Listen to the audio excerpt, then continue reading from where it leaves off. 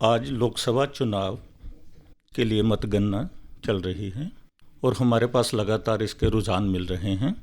रुझानों पर चर्चा के लिए हमारे साथ हैं स्टूडियो में डॉक्टर सुरेंद्र धीमान, हरियाणा एडिटर दैनिक सवेरा। ये हरियाणा मामलों के काफ़ी समझ रखते हैं। वही हमारे साथ बहुत सीनियर जर्नलिस्ट हैं एस पराशर जी, वो हमें इसका नेशनल पर्सपेक्टिव और कुछ हरियाणा की राजनीति को लेकर बातचीत करेंगे। डॉक्टर सुरेंद्र धीमान जी, ये आज का जो आप देख रहे हैं, अभी तक रुझान आ रहे हैं हरियाणा की 10 लोकसभा सीटों के लिए जी, इसके बारे में कुछ कहेंगे आप? हरियाणा में 2019 में बीजेपी को 10 की 10 सीटों पे जीत हासिल हुई थी और इस बार बीजेपी का फिर भी दावा था कि 10 की 10 सीटों पर जीत हो गई और करनाल विधानसभा का जो उपचुनाव है जिस पर मुख्यमंत्री नायब सिंह सैनी लड़ रहे हैं उस पर भी जीत हो गई। लेकिन फील्ड से जैसी रिपोर्ट्स आ रही थी जब चुनाव प्रचार चल रहा था, ऐसा लग रहा था कि 10 सीट जीतने का बीजेपी का दावा पूरा सही साबित नहीं होगा। ये कहीं ना कहीं 5 और 5 के बीच में फंसेगा और ±2, जिसमें बीजेपी की भी 7 हो सकती हैं, बीजेपी की 6 भी हो सकती हैं, कांग्रेस की 4 भी, 5 भी, 6 भी, 7 भी हो सकती हैं। तो ऐसा लग रहा था कि जो गांव में वोट है वो बीजेपी के ज़्यादा प्रति नहीं है और शहर की वोट बीजेपी के ज़्यादा प्रति है, नज़दीक है। अगर हम बात करें आज के जो रुझान हमारे पास मिले हैं, अभी अगर हम सिरसा की बात करते हैं, रोहतक में बात करते हैं, तो वहाँ कांग्रेस के उम्मीदवार बड़ी बढ़त बनाए हुए हैं। वो करनाल में हमारे पूर्व मुख्यमंत्री मनोहर लाल 1 लाख से ऊपर वोटों से बढ़त बनाए हैं। पराशर सर, आप इसके कुछ क्या देखते हैं कारण की? अच्छा जी, मैं समझता हूँ कि जिस तरह देश भर में ये चुनावों के रुझान आ रहे हैं, उसी तरह का जो झलक है हमें हरियाणा में भी देखने में मिल रही है। इसमें मिले जुले हैं, कुछ सीटों पर भाजपा आगे चल रही है, कुछ पे कांग्रेस पार्टी है और एक सीट पे आम आदमी पार्टी का भी कुछ अस्तित्व नज़र आने लगा है। मैं समझता हूँ कि इसके लिए कुछ हरियाणा में क्या हुआ है, इसके लिए कुछ लोकल फैक्टर रिस्पॉन्सिबल हैं। चुनाव से ठीक 2 महीने पहले आपने चीफ मिनिस्टर बदल दिया, नए साहब आए, उनको सेटल डाउन होने में टाइम लगता है, तो उसके बाद फिर पार्टी में कुछ बिखराव शुरू हो गया, कुछ लोग छोड़ गए या इवन ये उनके जो रूलिंग अलायंस है उसमें दरार आनी शुरू हो गई। लेकिन प्रशासन साहब, मैंने ये देखा ना, इसमें बीजेपी में लोग बहुत शामिल भी हुए हैं इस दौरान हुए, लेकिन जनता के में क्या मैसेज गया? जनता में ये मैसेज गया कि अच्छी भली जो सरकार, खट्टर सरकार 10 साल से चल रही है, बड़ा अच्छा डिलीवर किया उन्होंने, आपने ओवर कॉन्फिडेंस में आके उसको डिस्टर्ब कर दिया। नया जो साहब आए चाहे अच्छे हैं, लेकिन जनता में जो मैसेज है वो सही नहीं गया। उसकी जो झलक है आज आपको नतीजों में नज़र आ रही है। अपना कुरुक्षेत्र सीट की बात करें, अभी पराशर साहब ने इशारा किया आम आदमी पार्टी को लेकर, इंडी गठबंधन के उम्मीदवार के तौर पर वो लड़ रहे हैं। जाहिर है कि कांग्रेस का भी उनको काफ़ी समर्थन है, वहाँ पे कांग्रेस वोट भी मिल रहा है, अकेला आम आदमी पार्टी का वोट नहीं है।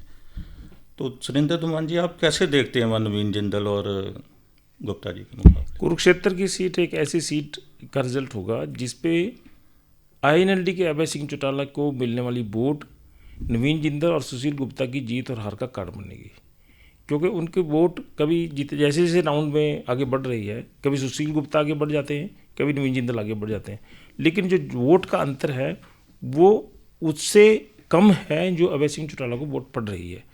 तो अभय सिंह चौटाला ही एक मुख्य किरदार इसमें रिजल्ट में जाएगा। अगर अभय सिंह चौटाला यहाँ पर चुनाव ना लड़ रहे होते और यही परिस्थिति रहती तो शायद आम आदमी पार्टी और कांग्रेस का जो गठबंधन का संयुक्त उम्मीदवार डॉक्टर सुशील गुप्ता वो जीत जाते। अभी ग्रामीण क्षेत्र से जो लाडवा की सीट है, विधानसभा की रादौर की सीट है, ऐसी जो ग्रामीण क्षेत्र की सीटें वहाँ से कांग्रेस के और आम आदमी पार्टी के कैंडिडेट को ज़्यादा वोट पड़ रही है, थोड़ी ज़्यादा, और जैसे ही शहरी क्षेत्र में जाते हैं तो नवीन जिंदल को वोट पड़ रही है। अभी कुरुक्षेत्र का जो डिफरेंस है वोट का, वो पता नहीं किस करवट वोट बैठेगा, ये अंतिम राउंड के रिजल्ट मिलने तक असर करेगा।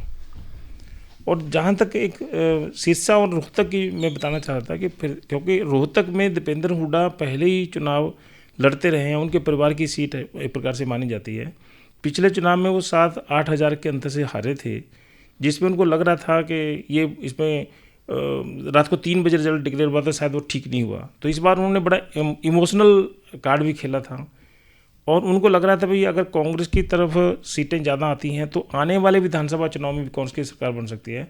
तो रोहतक के लोग ये मान सकते हैं ये सीएम का जिला बने भूपेंद्र सिंह हुड्डा की वजह से, इस करके वहाँ पर सीट का जो मत का अंतर है डॉक्टर अरविंद शर्मा से भूपेंद्र हुड्डा को बहुत ज़्यादा है। और सिरसा की सीट पे क्योंकि सुनीता दुग्गल बीजेपी की कैंडिडेट पहले रही हैं, एमपी रही हैं, अभी उनका कार्यकाल समाप्त होने वाला है, बीजेपी ने उनकी वोट सीट काट कर उनका कैंडिडेचर रद्द करके अशोक तंवर को लिया था, उम्मीदवार बनाया। तो उनको बीजेपी को पहले दिन से लग रहा था कि सिरसा सीट कमज़ोर है। अमित शाह जो हैं गृह मंत्री, वो बहुत पहले एक रैली भी करके गए थे, तो उनको लगा कि शायद अशोक तंवर एक अच्छा कैंडिडेट होंगे।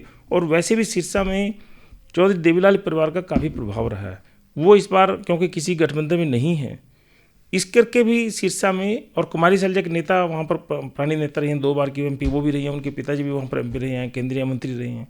तो कुमारी सैलजा का भी सिरसा में एक बड़ा असर था, इंडिपेंडेंट इंडिविजुअल भी और कांग्रेस पार्टी के नाते भी।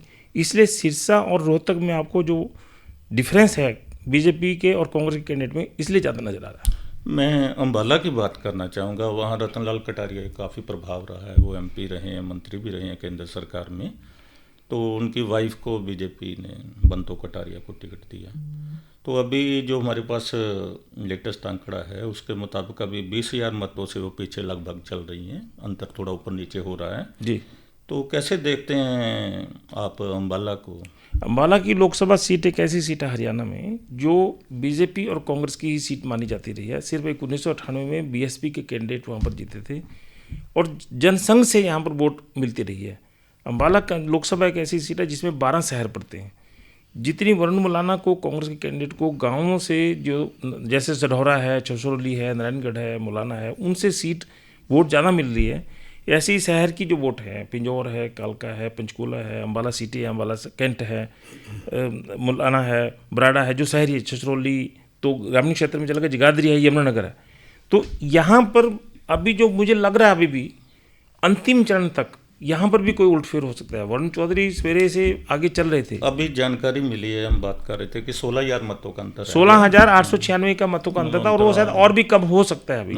तो अम्बाला और गुड़गांव 2 ऐसी सीटें हैं जिस पे अभी सुबह से कांग्रेस के कैंडिडेट आगे मत बढ़ा रहे थे, जिनकी मत क्या, लेकिन उनको धीरे धीरे वो संख्या कम होती जा रही है। अंतर जो है दोनों कैंडिडेट का, बीजेपी के कैंडिडेट का अंतर अब थोड़ा कम होता जा रहा है कांग्रेस के कैंडिडेट से, और यहाँ कुछ भी हो सकता है गुड़गांव और अम्बाला लोकसभा में। हम हाँ प्रश्न सर आपका। अश्विनी जी, मैं आपका ध्यान हरियाणा के साथ साथ चंडीगढ़ यूनियन टेरिटरी की जो एक सीट है इसके ऊपर भी मैं ध्यान दिलाना चाहूँगा। यहाँ पर भी बड़ा एक इंटरेस्टिंग कॉन्टेस्ट हो रहा है। इसमें मनीष तिवाड़ी जो हैं, जो पहले कभी कांग्रेस के लुधियाना से लड़े थे और अनंतपुर साहब से जीतकर एमपी रहे हैं, वो अब की बार कांग्रेस पार्टी ने उनको चंडीगढ़ में मैदान में उतारा है। दूसरी तरफ भाजपा ने यहाँ पर संजय टंडन, उनको टिकट देकर यहाँ पर खड़ा किया है। अब चंडीगढ़ यूटी एक ऐसी सीट है जहाँ बड़े पढ़े लिखे लोगों का यहाँ पर वासी है और वो आमतौर पे किसी के प्रभाव में आते नहीं, खुद सोचकर वोट डालते हैं। अब संजय टंडन जो हैं वो प्रत्याशी अच्छे हैं, लेकिन मैं समझता हूँ कि भाजपा ने जिस तरह का ओवर कॉन्फिडेंस देश भर में दिखाया है और उससे उनको सेटबैक मिल रहा है, उसी तरह का ओवर कॉन्फिडेंस चंडीगढ़ में देखने में मिला। यहाँ पर पिछले 10 साल से भाजपा काबिज था और दोनों बार मोदी जी ने यहाँ आकर प्रचार किया और भाजपा की किरण खेर को जिताया, क्योंकि आम यह प्रभाव जा रहा है कि अगर उनके आने से ही वो यहाँ बने। इस बार मोदी जी नहीं आए और ना ही अमित शाह आए, ना ही राजनाथ सिंह आए। सो लोगों में इससे जब भाजपा सर्कल साहब ने पूछा कि वो क्यों नहीं आए, तो उनका कहना था कि यहाँ से रिपोर्टें ये जा रही हैं कि हमारी पोजीशन बड़ी अच्छी है, मोदी जी हम वहाँ जाते हैं जहाँ थोड़ा चुनाव में कॉन्टेस्ट नज़र आए या सीट अनसर्टेनिटी हुई। लेकिन उसका असर ये हुआ कि इस वक्त कांग्रेस पार्टी के मनीष तिवाड़ी आगे चल रहे हैं, चाहे अंतर ज़्यादा नहीं है, लेकिन वो शुरू से ही अपनी लीड बनाए हुए हैं। प्रेशर जी, हम चंडीगढ़ पे बात जारी रखेंगे, लेकिन उससे पहले एक बड़ा दिलचस्प है। अभी राज बब्बर सुबह से गुरुग्राम में आगे चल रहे थे, अब वो पछड़ रहे हैं 1105 वोटों से, जो कि लग नहीं रहा था अभी तक। तो अभी राव इंद्रजीत सिंह ने बढ़त बनाई है। तो मैं जैसे आपसे बात कर ही रहा था, हम चर्चा के दौरान बात कह ही रहे थे कि गुड़गांव में और अम्बाला में कुछ भी हो सकता है।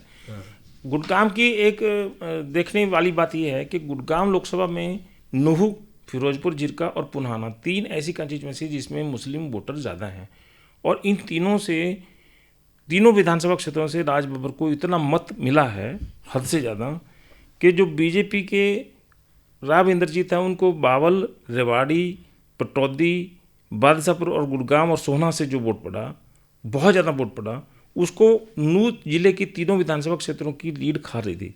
लेकिन अब क्योंकि ये राउंड में अब अगले राउंड शुरू होंगे, नूह के राउंड लगभग कंप्लीट हो गए हैं, अब गुड़गांव, बादशाहपुर, बावल, रेवाड़ी और सोहना के राउंड चल रहे हैं। तो हो सकता है इंद्रजीत यहाँ से जीत जाए, चाहे मतों का अंतर 10,000 के आसपास हो। एक और दिलचस्प बात, सोनीपत के हम संसदीय क्षेत्र की बात करते हैं तो वहाँ पे बीजेपी के जो मोहन लाल हैं वो सतपाल से अब 5 या 86 मतों का अंतर है, बहुत कम अंतर है। इस पे भी आपका कोई? मैं सोनीपत सीट की बारे में कहना चाह रहा था, यहाँ पर बीजेपी के भी और कांग्रेस के कैंडिडेट भी दोनों ब्राह्मण समुदाय से हैं। सतपाल ब्रह्मचारी कांग्रेस के हैं और मोहनलाल बड़ौली बीजेपी के हैं। जो ये राई से रहने वाले हैं मोहनलाल बड़ौली, और ये जींद जिले से रहने हैं सतपाल ब्रह्मचारी। जींद जिले की 3 विधानसभा क्षेत्र सोनीपत लोकसभा में पड़ती हैं। तो इसमें भी वैसे ही ऊपर नीचे हो रहा है जैसे गुड़गांव या अम्बाला का चल रहा है ऊपर नीचे। कभी बड़ौली ऊपर चले जाते हैं, कभी यहाँ पर सतपाल ब्रह्मचारी ऊपर चले जाते हैं। यहाँ का भी कुछ भी हो सकता है। ऐसा लगता है जैसे 3 विधानसभा क्षेत्र जो जींद वाले हैं, यहाँ से सतपाल ब्रह्मचारी को ज़्यादा वोट पड़े, और सोनीपत के जो राई सोनीपत जो सीट हैं, यहाँ से ज़्यादा वोट इनको पड़े। गन्नौर और गन्नौर के साथ गोहाना, इनमें हो सकता है बराबर है। तो यहाँ भी जीत का अंतर जो मुझे लगता है 10,000 के आसपास कहीं से नीचे रह सकता है दोनों ही कैंडिडेट्स का। चंडीगढ़ की बात कर रहे थे पाशा साहब भी, तो चंडीगढ़ में दोनों ही पार्टियों ने अपने उम्मीदवार बदले हैं। तो पवन बंसल अपना दावा जता रहे थे सीट पे, और नाराज़ भी हुए जब उन्हें सीट नहीं मिली मनीष तिवारी, क्योंकि पिछली बार भी यहाँ पे कोशिश करते रहे कि ये सीट उनको मिले। तो आप क्या देखते हैं कि ये जो पवन बंसल नाराज चल रहे थे या पवन बंसल का जो वोट था, उसका मनीष अभी तक जो मनीष तिवारी को कोई उसका असर होता या उसको कोई नुकसान होता नहीं दिख रहा?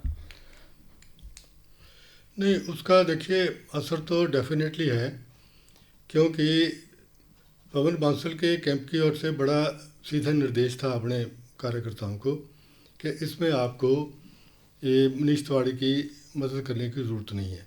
आप ये देखिए कि चुनाव के आखिरी चरण में इलेक्शन कैंपेन के प्रियंका गांधी यहाँ आई और स्टेज पे उन्होंने यहाँ पर बड़ी भारी मीटिंग की, और स्टेज में ही दोनों नेताओं के बीच में एक तरह की तू मैं हो गई, क्योंकि मनीष तिवारी का मानना था कि आप मेरी मदद नहीं कर रहे, मेरे साबोटाज कर रहे हैं, और दूसरी ओर वो अपनी सफाई देने की कोशिश कर रहा था। प्रियंका गांधी बीच में बैठी है, फोटोएं अखबारों में आई, उसका मैसेज बड़ा नेगेटिव गया, सब में गया जी। तो लेकिन लगता ये है कि despite opposition from section of the party, वो मनीष तिवारी जो है अपनी पुरानी कारगुजारी के बेसिस पे, प्लस उनका जो पार्लियामेंट के अंदर व बाहर जो रोल रहा है, उससे चंडीगढ़ के पढ़े लिखे लोग जो हैं वो प्रभावित हैं। अब मैं आपको बड़ी इंटरेस्टिंग बात बनाऊं कि 3-4 रोज़ की बात है, जिस दिन वोट पड़ गई, अगले दिन हमारा एक सेक्टर 11 में मॉर्निंग वॉकर्स ग्रुप है, उसमें 11 लोग इकट्ठे हुए। 11 में से जब उनसे पूछा गया भी आपका क्या विचार है, कौन जीत रहा है, 11 में से 10 ने कहा कि कांग्रेस को हमने वोट डाली है। उस दिन शाम को एक और छोटा सा एक ग्रुप था जिसमें हाई कोर्ट का 8 जज, एक सेशंस कोर्ट, एक हाई कोर्ट का वकील, एक IAS ऑफिसर और एक बंदा और। उनमें से भी 5 में से 4 लोग कांग्रेस को वोट के हक में थे। तो इससे बड़ा क्लियर है कि प्रश्न मैं काट रहा हूँ आपको, ये आपने जो बात बताई है सच में दिलचस्प है, लेकिन आप क्या मानते हैं कि ये वोट कांग्रेस को मिला है या मनीष तिवारी को मिला है? दोनों की है, और दूसरी ये भी है कि वो भाजपा की परफॉर्मेंस से किसी तरह प्रभावित नहीं हुए। हालांकि देखिए, मोदी जी की सरकार ने 10 साल में देश की कायाकल्प बदल के रख दी है, नेशनली भी इंटरनेशनली भी बहुत बड़े बड़े काम बहुत हुए। बड़े काम किए हैं। देखिए, जो पिछले 50-60 साल में नहीं हुए, ध्यान ही नहीं था जिसके ऊपर पिछली सरकारों का, मैं समझता हूँ कि ध्यान ही नहीं था, उसके ऊपर मोदी जी ने जो काम किया है वो बहुत सराहनीय है। और साथ में ये भी कि अगले आप 5 साल की भी जो पूरा रूपरेखा है वो पेश कर रहे हैं, तो वो जो है बहुत इम्प्रेसिव है। लेकिन समहाउ कई लोगों को नहीं इम्प्रेस हुआ, कई लोग जो प्रभावित नहीं है वो लोकल मुद्दों में आ गए। स्थानीय हाँ मुद्दे ज़्यादा हाँ, वो ज़्यादा डोमिनेट कर गए। हम बात करेंगे अभी हमारे डॉक्टर सुरेंद्र धीमान से। जी।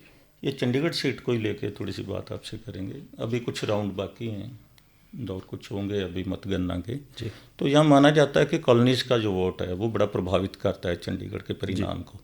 लेकिन इस बार एक और बात भी सामने आई कि जो मत प्रतिशत है वो अच्छा रहा और सेक्टर में से भी काफ़ी वोट पड़ा।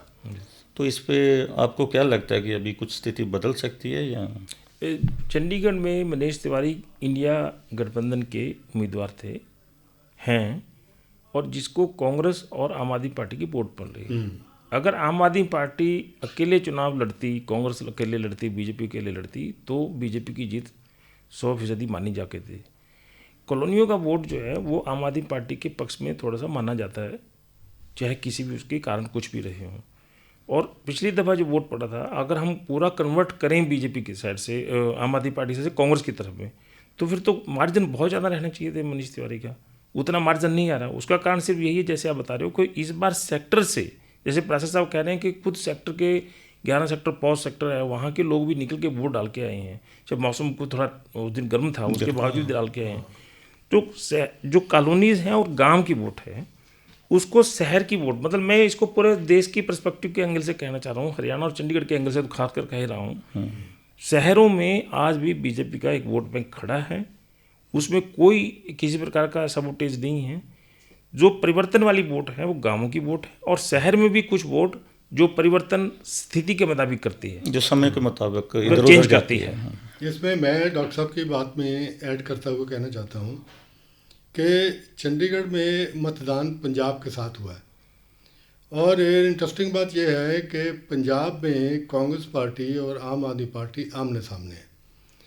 दोनों एक दूसरे के खिलाफ लड़ भी रहे हैं, और आपको नतीजे शाम तक पता भी चल जाएंगे कि आम आदमी पार्टी जो है 13 में से शायद 2-3 सीट पे ही अपना कोई कारगुजारी दिखा सके। चंडीगढ़ में पहली बार हुआ है कि आम आदमी पार्टी और कांग्रेस पार्टी मिलकर लड़ रहे थे, लेकिन इसमें में अगर घुंडी आगे थोड़ा और है कि आम आदमी की काडर ने दिलो जान से कांग्रेस पार्टी की मदद नहीं की।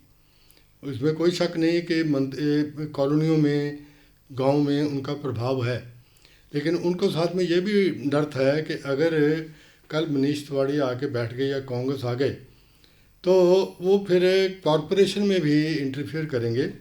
इस वक्त यहाँ का मेयर, चंडीगढ़ का मेयर आम आदमी पार्टी का है, वो आके सबसे पहले ये डिमांड करेंगे कि हमारी पार्टी अब आगे है तो कांग्रेस पार्टी का मेयर बनाओ। तो आम आदमी पार्टी की रैंक एंड फाइल काडर में ये भी था, ये भी डर था कि इसको थोड़ा हाथ हौला रखो, इसमें दिलो जान से उन्होंने उनके हाल यही कारण लग रहा है आपको कि आम आदमी पार्टी की पूरी वोट ट्रांसफर नहीं हुई है कांग्रेस को, इसलिए मनीष तिवारी की जीत का अंतर थोड़ा कम है।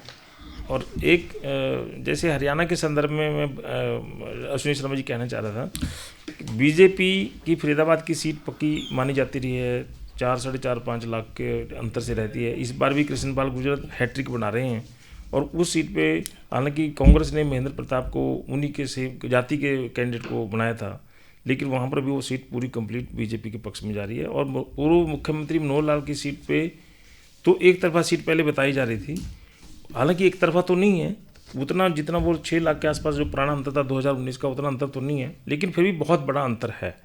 अब बीजेपी और कांग्रेस की स्थिति 6-4, 4-6, 5-5 और 7-3 तक रह सकती है दोनों तरफ, आइदर वे। आम आदमी पार्टी पे अभी काफ़ी बात हुई हमारी पंजाब को लेकर और चंडीगढ़ को लेकर। हम दिल्ली की बात करें तो बस 7 सीटों पे जो है बीजेपी बढ़त बनाई हुई है, आम आदमी पार्टी की हालत अच्छी नहीं, जो सुबह से रुझान मिले हैं, तो वहाँ तो उनका शुरुआत होती है आम आदमी पार्टी की।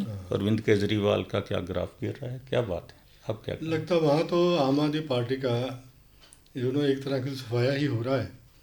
हर जगह भाजपा ने बढ़त बनाई हुई है, और जो मोदी फैक्टर वहाँ पर हावी है, और दूसरा जो केजरीवाल ने अपने आप को विक्टिम साबित करने का जो भी किया था, वो कोई लोगों को भाया नहीं है कि देखो मुझे वोट डालोगे तो मैं जेल जाने से बच जाऊंगा, नहीं डालोगे तो मुझे जेल में जाना पड़ेगा, मैं आपके लिए जा रहा हूँ।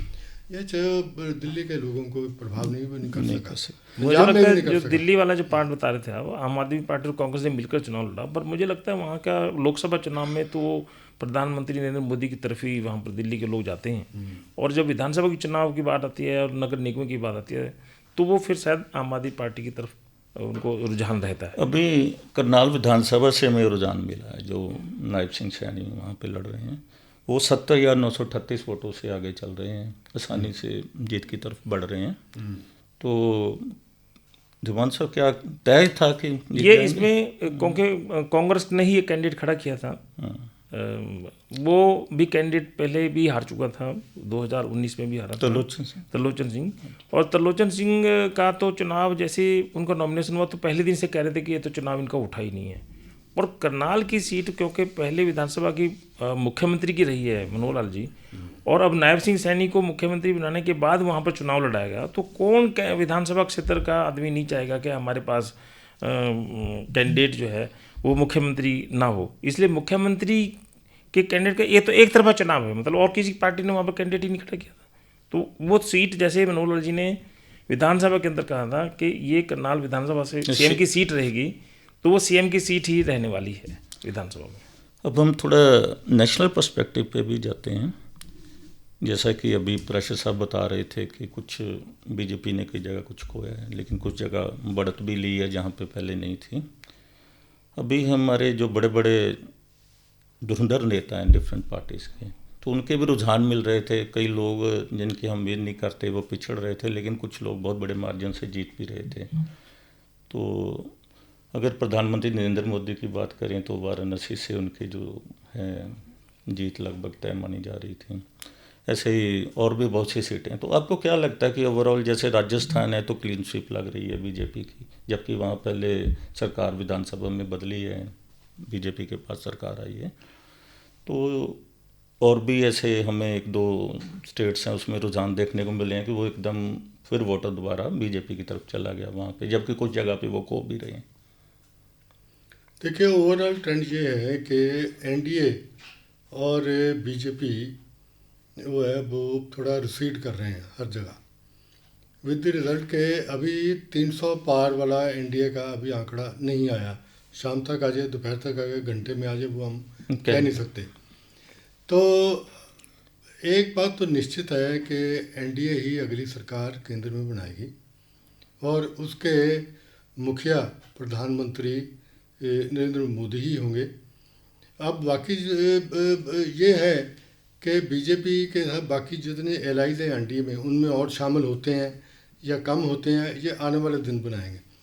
लेकिन मैं ये समझता हूँ कि जिस तरह का प्रचार, जिस तरह का एग्रेसिव प्रचार भाजपा ने किया चुनाव में, देश भर में किया, प्रधानमंत्री ने अनगिनत जो हैं वो रैलियाँ की, इतनी कड़क की धूप में दिन रात मेहनत की, उसका जितना मेहनत की उसके फलस्वरूप जो है हमें रिजल्ट नज़र नहीं आ रहे। और मैं समझता हूँ कि इसमें अब एंटी इनकम्बेंसी है या कोई लोकल फैक्टर कर रहे हैं, ये तो अब विश्लेषण बाद में होगा, लेकिन जो रुझान है वो शाम तक आपको पता चल जाएगा। सरकार एनडीए की ही बनेगी, प्रधानमंत्री मोदी जी ही होंगे। अब कितनी मेजॉरिटी से होंगे वो आपको 3 बजे के बाद पता चल जाएगा। हम इस पर अगर गौर करें सारी चीज़ों पे, तो कोई एक पार्टी जो है वो एनडीए के साथ जो है उसका मुकाबला करने के लिए पर्याप्त नहीं थी, एक गठबंधन बना सारी पार्टियों को मिला के।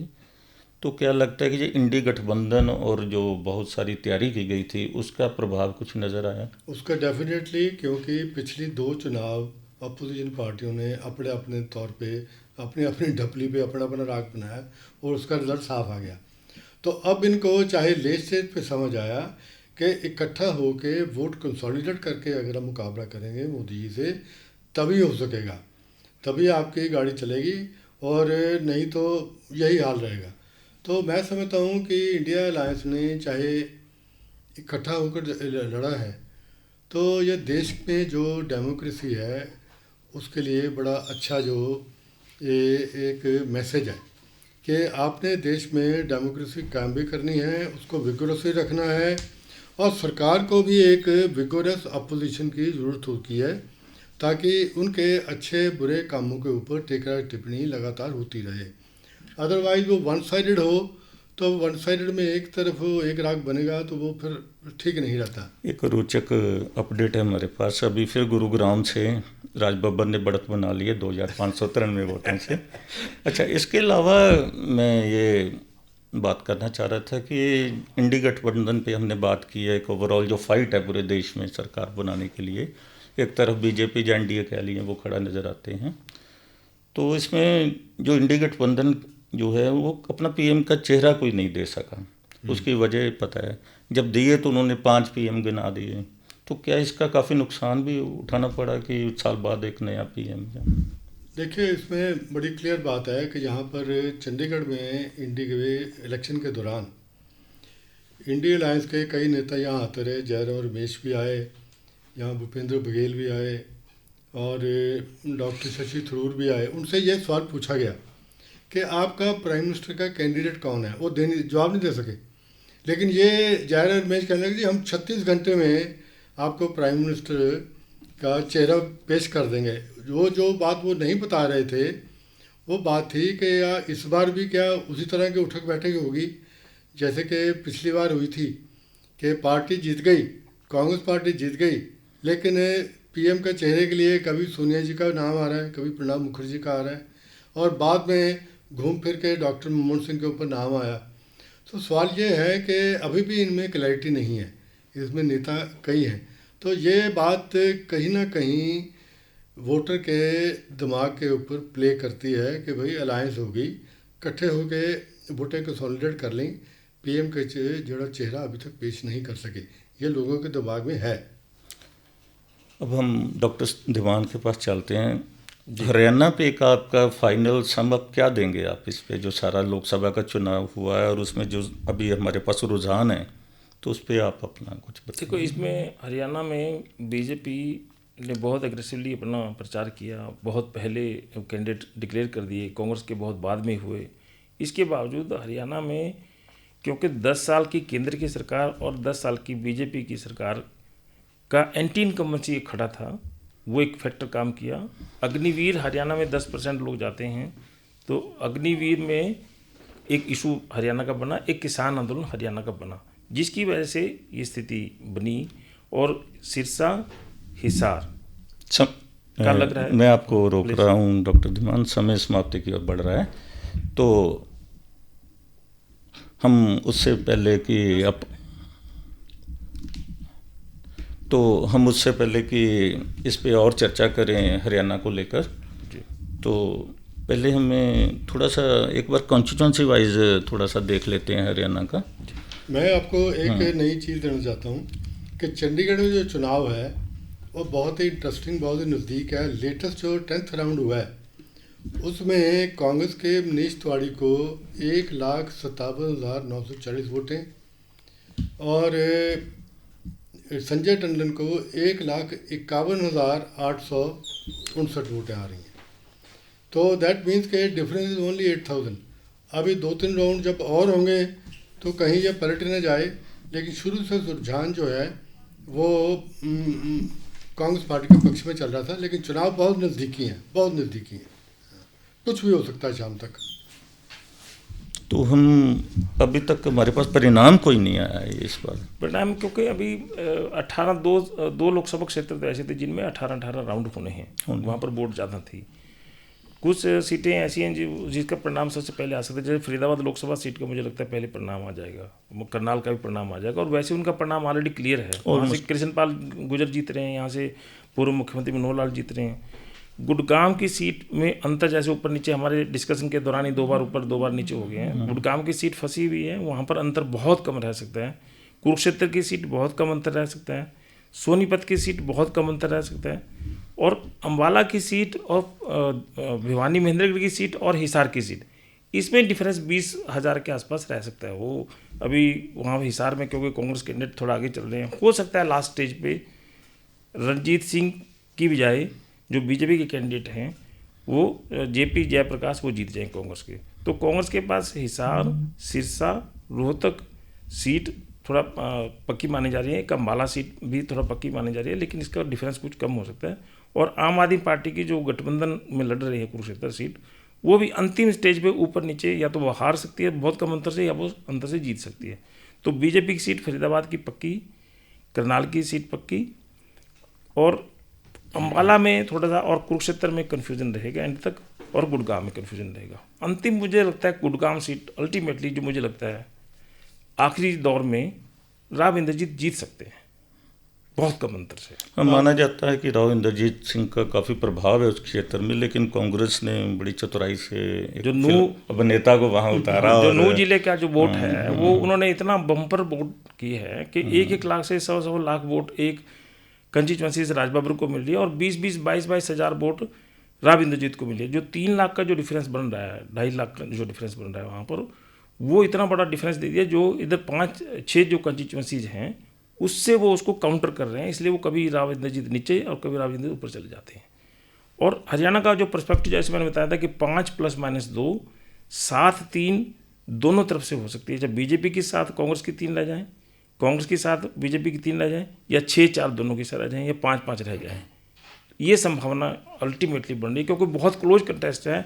2019 का तो कोई मतलब जितना अंतर होता था तो कोई मतलब वो नहीं क्लीन स्वीप वाली बात वो तो खत्म ही हो गया। आपको एक नेशनल पर्सपेक्टिव में एक थोड़ा सा बताऊं कि चुनाव प्रचार के दौरान यहाँ पर भूपेश बघेल जी आए थे, चीफ मिनिस्टर रहे हैं गुजरात के। तो वो बता रहे थे कि यहाँ पर उत्तर प्रदेश में कांग्रेस की या दूसरी इंडिका की चल रही है, लहर चल रही है एक तरह की, और ख़ास तौर पे जहाँ से स्मृति ईरानी लड़ रही हैं। कहते स्मृति ईरानी के सामने हमने बड़ी चतुराई से गांधी परिवार के एक पुराने सेवादार को उतार दिया है। स्मृति ईरानी एक्सपर्ट थी राहुल गांधी को गाली निकालने में। अब उनको समझ नहीं आ रहा कि मैं इनको क्या कहूँ, तो उनका प्रचार जो है इस बात पे ऊपर अटका हुआ है। उसका जो परिणाम है आज आपको प्रभाव देखने को मिल रहा है, वो आज नज़र आ रहा है आपको। अब हम चंडीगढ़ पे आपका कमेंट लेंगे पैसा। किरण खेर 2 बार यहाँ से एमपी रही हैं बीजेपी की, और पिछली बार जैसा कि आप कह रहे थे कि नरेंद्र मोदी की रैली से पहले लोगों का कुछ और मानना था, और उसकी रैली के बाद उनकी लोगों को लगा कि ये सीट जो है अब बीजेपी के पास चली गई है। तो आपने ये भी कहा कि इस बार प्रधानमंत्री की रैली होती तो शायद यही कहना चाह रहे थे आप, स्थिति कुछ और हो सकती थी। भाजपा के झोली में होनी। हाँ, तो सीट संजय टंडन जी ने ये लड़ी है, तो इसके मुकाबले में अगर अरविंद तिवारी की जगह पवन बंसल होते तो क्या स्थिति कुछ अलग थी?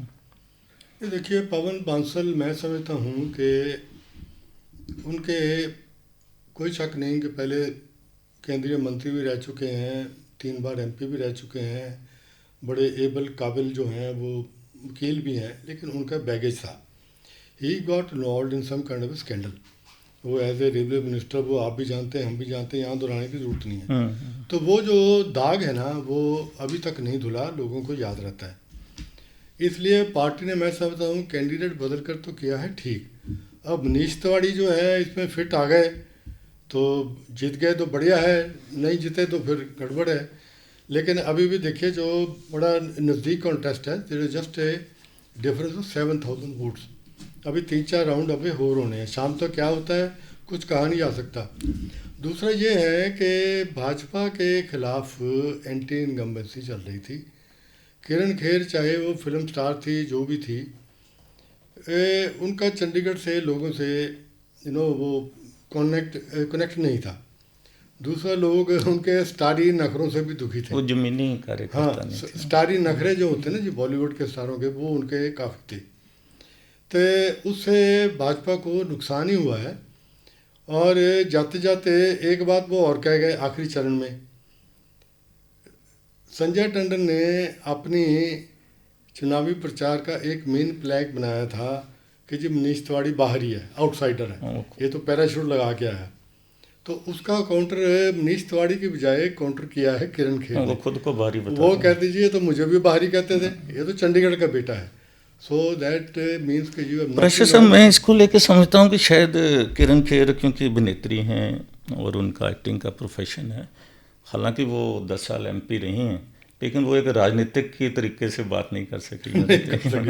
बिल्कुल नहीं कर सकी। ये लोगों ने चंडीगढ़ के हर शहरी ने नोट किया है, लेकिन क्योंकि उनका ग्लैबर होता है बॉलीवुड पर्सनैलिटीज का, उसमें चल गया गाड़ी। वो हम अभी गुरुग्राम में राज बब्बर को लेके भी देख रहे हैं और उसमें कुछ और पॉइंट भी हैं, जैसा कि इन्होंने बताया कि पर्टिकुलर क्षेत्र में काफ़ी वोट मिल रहा है। नहीं आप देखिए गुरदासपुर में विनोद खन्ना भी जीता रहा, सनी देओल भी जीता, परफॉर्मेंस नहीं, विनोद खन्ना की परफॉर्मेंस तो पाशा साहब रही है। विनोद खन्ना ने वो काम किए जो वहाँ पे जो MP कई सालों से थे उन्होंने नहीं किए।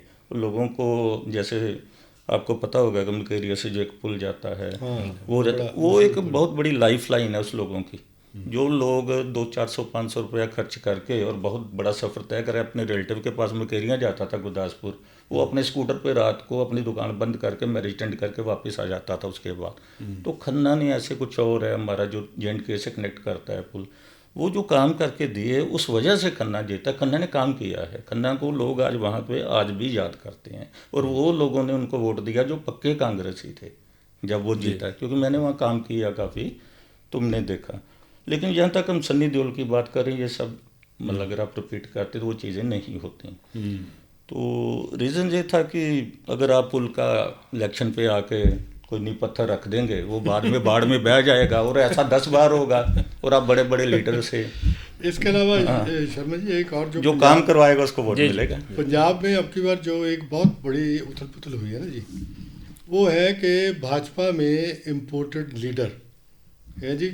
आप परनीत कौर देखो, पटियाला से इम्पोर्टेड, लुधियाना से इम्पोर्टेड, कई इस तरह के कोई हल्के देखो सारे साहब। ये तो बीजेपी वैसी करती रहती है, तो हरियाणा में भी सारे अशोक तंवर कांग्रेस से, धर्मवीर कांग्रेस से, राव इंद्रजीत कांग्रेस से, नहीं हम क्योंकि फोकस अरविंद शर्मा कांग्रेस से, तो ये इम्पोर्ट वो देती है। जीतने वाले कैंडिडेट्स कहाँ हो सकते हैं, उनके ऊपर गौर करती है। तो हमने अभी चर्चा कर रहे थे हम लोकसभा चुनाव के जो रुझान आ रहे हैं, आज मतगणना हो रही है। हमारे साथ थे डॉक्टर सुरेंद्र धीमान और हमारे बहुत senior journalist AS Parashar Chandigarh से। उन्होंने हमें बताया आज की स्थिति के बारे में कैसा चल रहा है। अभी कुछ और बात करें तो कुरुक्षेत्र में जैसे बहुत कम मार्जिन है, बीजेपी जीत रही है, 8-9 हज़ार के बीच में मार्जिन चल रहा है। ऐसे ही कुछ और सीटें हैं गुरुग्राम की जहाँ बीजेपी आगे पीछे हो रही है। तो कुछ सीटों का भी शाम को ही हम देख पाएंगे कि कौन जीतता है कौन हारता है। लेकिन कुछ सीटें हरियाणा की हैं जो अपना एक परिणाम स्पष्ट ही बता रही हैं। हम सिरसा की बात कर लें या हम रोहतक की बात करें, करनाल की बात करें और फरीदाबाद की, 4 सीटें तो बहुत क्लियर हैं। और चंडीगढ़ का भी हम देख रहे हैं कि जो मार्जिन है वो है एक, लेकिन अभी कह नहीं सकते, कुछ कई बार ऊपर नीचे हो जाता है बहुत ज़्यादा। लेकिन अभी तक अच्छी जो है वोट ली है कांग्रेस के उम्मीदवार ने भी। तो मैं इन्हीं बातों के साथ अपने दोनों जो एक्सपर्ट हैं हमारे आज के डिस्कशन के, डॉक्टर सुरेंद्र धीमान और प्राशन जी का धन्यवाद करता हूं। आशा करता हूं कि श्रोताओं को ये चर्चा अच्छी लगी होगी। धन्यवाद। धन्यवाद।